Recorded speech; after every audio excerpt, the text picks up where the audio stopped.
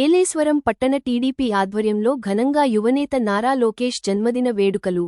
Yeleswaram Telugu Desam party జాతీయ ప్రధాన కార్యదర్శి, మంత్రి నారా లోకేష్ 43వ జన్మదిన వేడుకలను ఏలేశ్వరం పట్టణ టీడీపీ కార్యాలయం వద్ద నాయకులు బొదిరెడ్డి గోపిమూది నారాయణస్వామి ఆధ్వర్యంలో ఘనంగా నిర్వహించారు.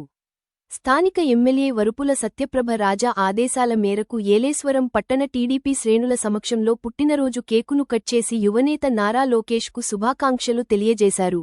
అనంతరం ఏలేశ్వరం ఎయిమ్ ఫర్ సేవా స్వామి దయానంద సరస్వతి సేవా ఆశ్రమంలో సుమారు 50 చిన్నారులకు దుప్పట్లు పంపిణీ చేశారు.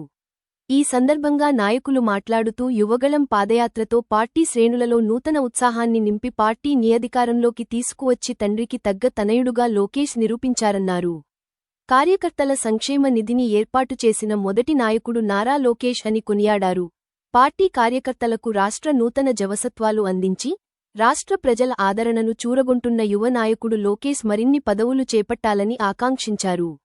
ఈ కార్యక్రమంలో కౌన్సిలర్లు ఎండగుడి నాగబాబు, కోనాల వెంకటరమణ, పెండ్ర శ్రీను, రాయుడు చిన్న, రుచి రమేష్, మామిడి లలిత, కరోతు గాంధీ, వాగు రాజేష్, జొనాడ వీరబాబు, కోరాడ కృష్ణ, సామంతుల గోపి, నడిపల్లి శివ, బుర్ల మణికంఠ, పతివాడ అఖిలేష్, పంచదార్ల చిన్న తదితరులు హాజరయ్యారు. ప్రతిపాడు నియోజకవర్గ శాసనసభ్యురాలు మా అందరి అభిమాన నాయకులు వరుపుల సత్యప్రభ రాజా గారి యొక్క సూచన మేరకు తెలుగుదేశం పార్టీ జాతీయ ప్రధాన కార్యదర్శి, ఆంధ్రప్రదేశ్ రాష్ట్రాన్ని దిశా నిర్దేశం చేస్తున్నటువంటి యువ నాయకుడు నారా లోకేష్ గారి జన్మదిన సందర్భంగా మా ప్రతిపాడు నియోజకవర్గం ఏలేసి నగర పంచాయతీలో గల మా కార్యాలయం నందు తెలుగుదేశం పార్టీ కార్యకర్తలు, వార్డు అధ్యక్షులు, బూత్ కన్వీనర్స్, యూనిట్ ఇన్ఛార్జీలు, కో ఇన్ఛార్జీలు, తెలుగుదేశం పార్టీ సైనికులు, లోకేష్ అభిమానులు, వరుపుల రాజా గారి అభిమానుల సమక్షంలో కేక్ కటింగ్ చేసి నారా లోకేష్ గారి జన్మదిన కార్యక్రమాన్ని చాలా గొప్పగా వైభవంగా జరుపుకోవడం జరిగింది.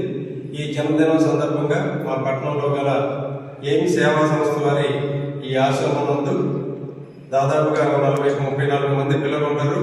వాళ్ళకి లోకేష్ అన్న దాని జన్మదిన సందర్భంగా బ్లాంకెట్స్ పంపిణీ చేయాలని చెప్పి ఇక్కడికి వచ్చి ఈ ఎయిమ్స్ సేవా సంస్థ నిర్వహిస్తున్నటువంటి నిర్వాహకులకి ఆ బ్లాంకెట్స్ మేము అందజేయడం జరిగింది.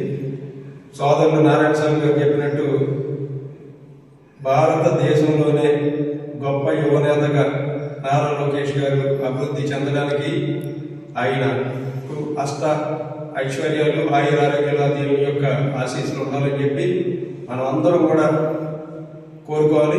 మరి ముఖ్యంగా ఈ ఆంధ్రప్రదేశ్ రాష్ట్రం వెనకబాటులో ఉన్నటువంటి రాష్ట్రం, ఉమ్మడి ఆంధ్రప్రదేశ్ నుంచి విడిపడి దాదాపుగా 10 సంవత్సరాలు సుమారైంది.